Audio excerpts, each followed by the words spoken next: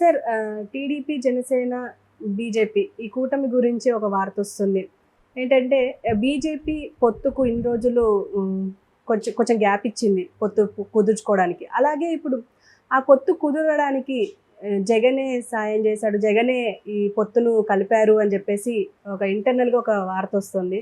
దీని గురించి మీరేమంటారు? ఇది యాక్చువల్‌గా ఎప్పటినుంచో ఉంది. అంటే నాకు తెలిసి మన ప్రొఫెసర్ నాగేశ్వర కూడా దీని మీద ముందుగానే ఆయన ఒక విశ్లేషణ చేశారు. అదేంటంటే బీజేపీ ప్రతి రాష్ట్రంలో కూడా ఒక పార్టీని ఎంచుకుంటుంది. ఆ పార్టీని దెబ్బతీసి ఆ పార్టీని వీక్ చేసేసి ఆ ప్లేస్లోకి తాను రావాలని ట్రై చేస్తుంటుంది.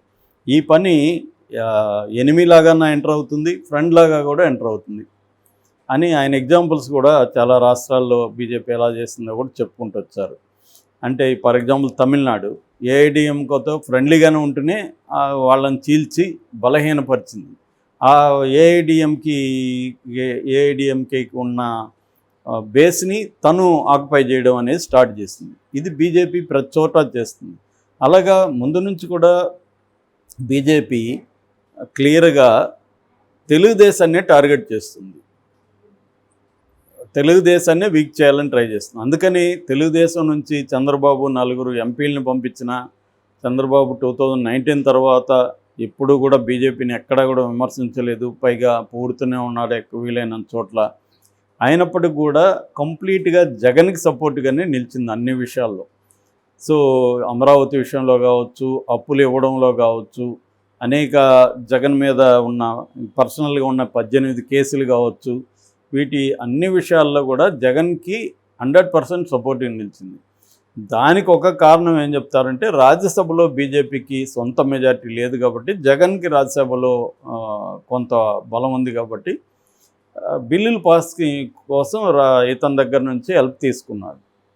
నిజానికి అంత గట్టిగా హెల్ప్ చేయకపోయినా జగన్ చేయాల్సిన పరిస్థితి, ఎందుకంటే ఇవేవి లేకపోయినా జగన్ కేసులు ఉన్నాయి.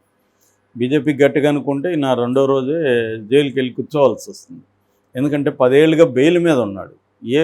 ఒక బెయిల్ క్యాన్సిల్ అయినా లోపలికి వెళ్ళాలి.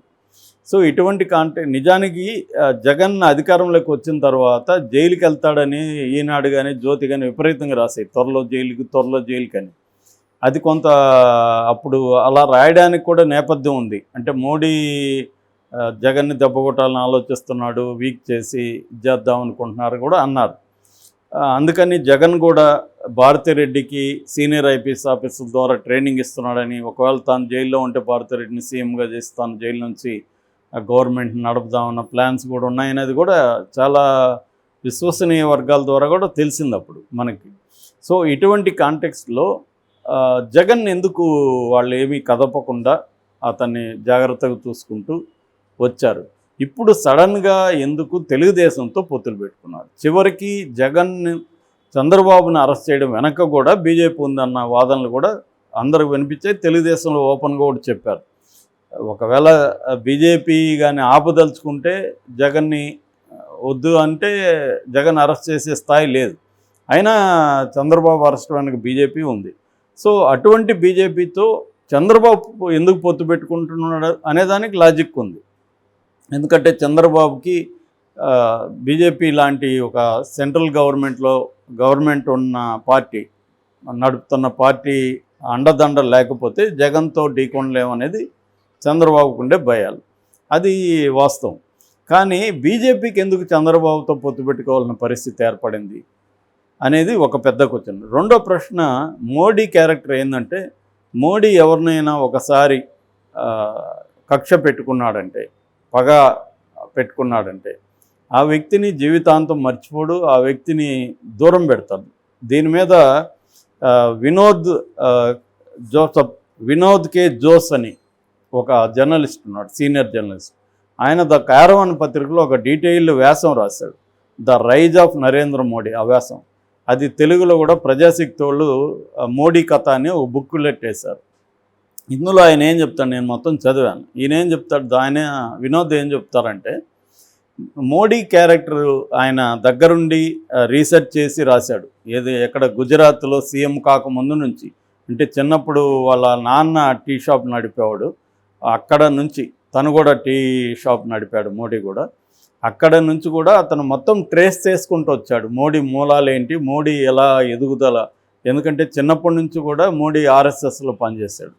సో అక్కడి నుంచి కూడా ఈయన రీసెర్చ్ చేసి రాసుకుంటూ వచ్చింది. అతను చెప్పిన one of the main characteristics of Modi ఏంటంటే, మోడీ ఒకసారి ఎవరి మీదైనా పగ పెట్టుకుంటే అది జీవితాంతం మర్చిపోడు. మిగతా రాజకీయ నాయకులాగా కాదు మోడీ. మిగతా రాజకీయ నాయకులకి పగ ప్రతీకారాలు అనేవి పర్మనెంట్గా ఉండవు, వాళ్ళకి రాజకీయ ప్రయోజనాలు ఇంపార్టెంట్. కానీ మోడీ అది కాదు. అందుకని మోడీ ఏ నాయకుల మీద అలా పగబెట్టుకొని వాళ్ళని నాశనం చేశాడో కూడా అతను లిస్టులో రాశాడు. అంటే హీరేన్ పాండ్యా లాంటి వాళ్ళు గుజరాత్లో వాళ్ళని ఎలా దెబ్బతీశాడు మోడీ, ఎవరోని ఎట్లా తొక్కేశాడు, చివరికి అద్వానీ లాంటి వాళ్ళ పరిస్థితి ఏమైంది, వెంకయ్యనాయుడు లాంటి వాళ్ళ పరిస్థితి ఏమైంది. ఇలాగా మోడీ కానీ ఒకసారి పెట్టుకుంటే వదలడు. అలాంటిది చంద్రబాబు మోడీని చాలా ఎక్స్ట్రీమ్గా దూషించాడు. 2004లో వచ్చిన తర్వాత 2019లో కాంగ్రెస్ కూటమిలోకి వెళ్ళిపోయిన చంద్రబాబు మోడీని తీవ్రంగా మాట్లాడాడు. అంతకుముందు కూడా మోడీని గుజరాత్ దాని ఏమంటారు అల్లర్లలో గోద్రా ట్రైన్ ఇన్సిడెంట్ తర్వాత గుజరాత్ అల్లర్లలో చంపాడని మోడీని టెర్రరిస్ట్ అన్నాడు. తర్వాత మోడీ దేశానికి రాష్ట్రానికి చాలా తీవ్రమైన అన్యాయం చేశాడన్నాడు. ఏ స్థాయిలోకి వెళ్ళాడంటే చివరికి అసెంబ్లీలోనే మోడీ సొంత భార్యకే న్యాయం చేయలేన్నాడు, రాష్ట్రానికి దేశానికి ఏం న్యాయం చేస్తాడు అధ్యక్ష అని కూడా వీడియోలు ఉన్నాయి. ఇంగ్లీషు టీవీ ఛానల్కి ఇచ్చిన దాంట్లో కూడా క్లియర్గా చెప్తున్నాడు, I'm proud that I have Lokesh is my son, I have grand son who has Modi అనేసి ఏదో మాట్లాడుతున్నాడు ఇంగ్లీష్లో. సో అవన్నీ కూడా క్లియర్గా చూస్తే మోడీని పర్సనల్ స్థాయిలో కూడా వెళ్ళి అటాక్ చేశాడు.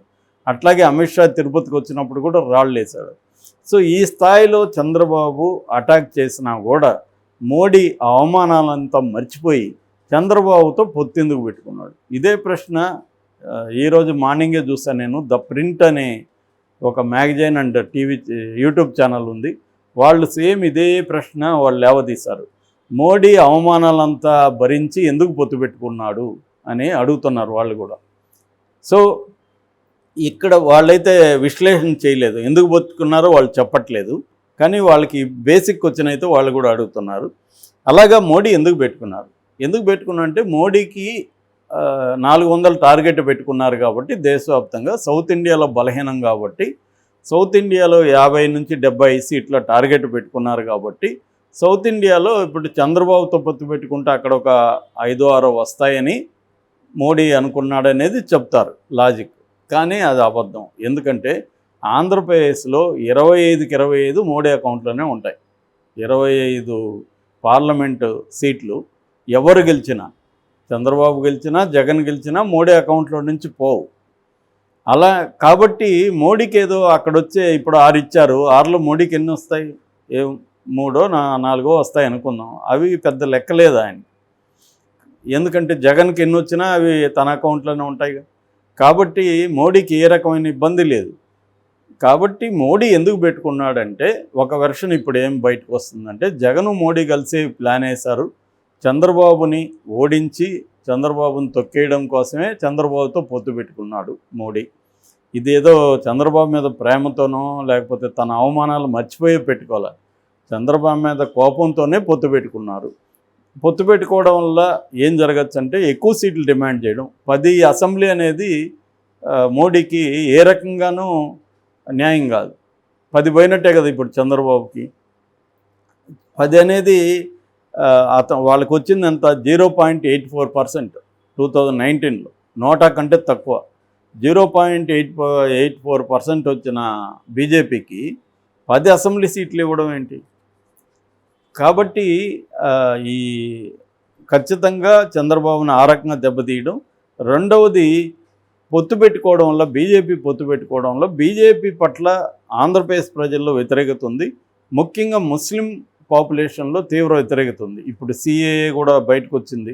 ఆల్రెడీ నిన్నెవరో ఒక ఫేస్బుక్ మిత్రుడు పోస్ట్ పెట్టాడు కడప నియోజకవర్గం గురించి. గతంలో ఈ పొత్తులు లేకముందు కడప అసెంబ్లీ నియోజకవర్గంలో జగన్ పట్ల వ్యతిరేకత ఉంది. ముఖ్యంగా ముస్లింల్లో జగన్ కూడా దొంగ, బీజేపీతో సీక్రెట్గా అఫైర్ నడుపుతున్నాడు అన్న కోపం ఉండేది. బీజేపీతో పొత్తు పెట్టుకున్నాక వాళ్ళందరూ కూడా జగన్ వైపు టర్న్ అవుతున్నారు. ఇప్పుడు అక్కడ జగనే గెలిచే అవకాశాలు ఉంది అని అతను రాశాడు. అతను ఏ పార్టీకి చెందడు, ఒక రాయలసీమ ఉద్యమకారుడు.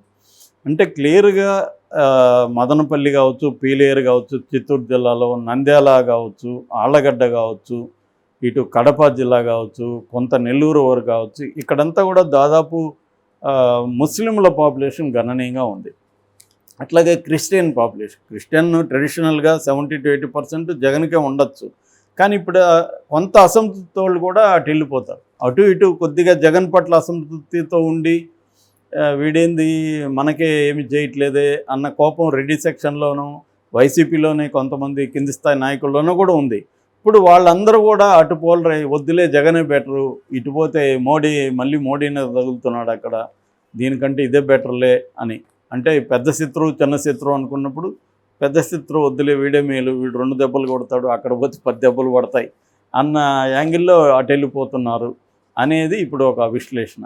సో ఇది జగన్ మోడీనే కలిసి చేశారు. సో ఈ ప్లాన్లో భాగమే చంద్రబాబు అరెస్టు. చంద్రబాబుని అరెస్టు చేసి భయభ్రాంతం చేయడం ద్వారా చంద్రబాబు మోడీ వైపు అరువులు దాచుకుంటూ వస్తాడు.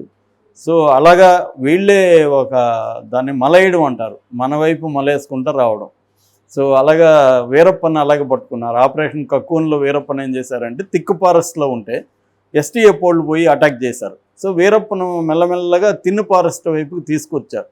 చచ్చినట్టు ఆయన వీరప్పని తిన్ను ఫారెస్ట్ వైపుకి వచ్చేసాడు, తనకు పట్టులేని ఫారెస్ట్ ఏరియాకి వచ్చేసాడు. అప్పుడు ఈజీగా పట్టుకున్నారు వీరప్పని. అలాగా ఇది మామూలుగా ట్రెడిషనల్గా చేసే మెథడే. అలాగా చంద్రబాబుకి అది పొగబెట్టి అంటారు, ఎలుకలను పట్టుకోవడానికి పొగబెట్టి ఒక దగ్గర మాత్రమే హోల్ దగ్గర బోన్ పెడతారు, అన్ని హోల్స్లో పొగ వదులుతారు, గడ్డి పెట్టి పొగ పెడతారు. అప్పుడు ఆ ఎలుక ఏం చేస్తుంది, చచ్చినట్టు పొగ లేని ఆ రంధ్రంలో బయటకు వచ్చి బోన్లో పడుతుంది. అలాగా చంద్రబాబుని ఒకవైపు నుంచి నడుక్కుంటూ వచ్చి బీజేపీ గ్రిప్లోకి తీసుకొచ్చారు. ఇది జగన్ కూడా కలిసి చేసింది. అందుకనే లాస్ట్ మంత్ 7th చంద్రబాబు పోగానే మళ్ళీ జగన్ను పిలిపించారు వాళ్ళు. సో ఇదంతా బీజేపీ జగను వేసిన ట్రాపే. ఆ ట్రాప్లో చంద్రబాబు పడ్డాడు అనేది ఒక వెర్షన్. ఇదంతా నిజమా కాదు మనకు తెలియదు, కానీ ఇంట్రెస్టింగ్ స్టోరీ అది అంతవరకు.